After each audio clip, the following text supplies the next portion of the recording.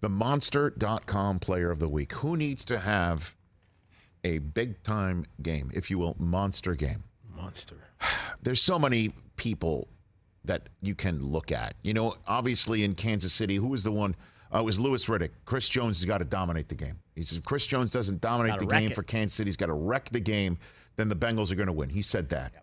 Yep. We also, can take a look at secondary help. We can do that.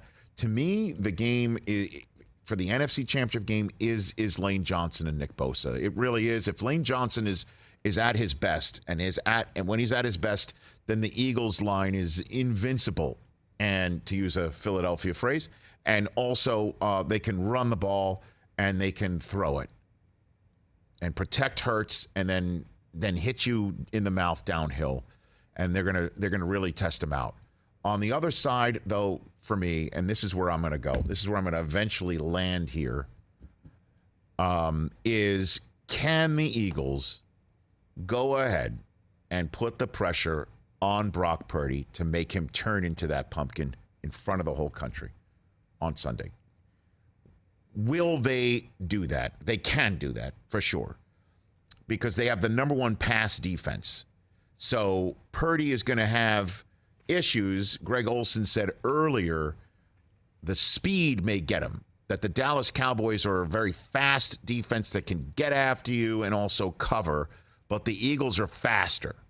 Perfect example in terms of what that means in terms of the speed of the game. Marshall Faulk tells a story all the time to me about Peyton Manning when Peyton Manning was a rookie and he threw 27 interceptions that rookie year. He said that Peyton Manning would say the same thing to him trotting off the field after the interception, saying, man, I didn't think that guy could get there. Meaning the receiver was open when he let it go, and boom, the guy who he didn't think could get there was the interceptor. And then Marshall said he said that a few weeks in a row, and Marshall finally said to him, Peyton, it's the NFL.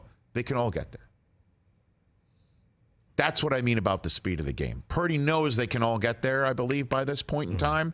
Doesn't need that somebody to tell him, but does he know how fast this defense is? He won't know until he's there. And so Marshall's a Hall of Famer I've worked with, who I listen to, Warren Sapp's another. He says the defense, the front end and the back end work together. So what helps the number one passing defense is that pass rush. Hassan Reddick is a guy that everybody's talking about. I'm talking about my Michigan man, Brandon Graham. He's my Monster.com player of the week for championship weekend. He's the guy that's going to go after Brock Purdy, I think. And if he can affect the change and he can put on the pressure in the same way as Hassan Reddick, you take a look at his numbers since the Eagles lost their first game. After that Week 10 loss, look at how he's turned on the Jets.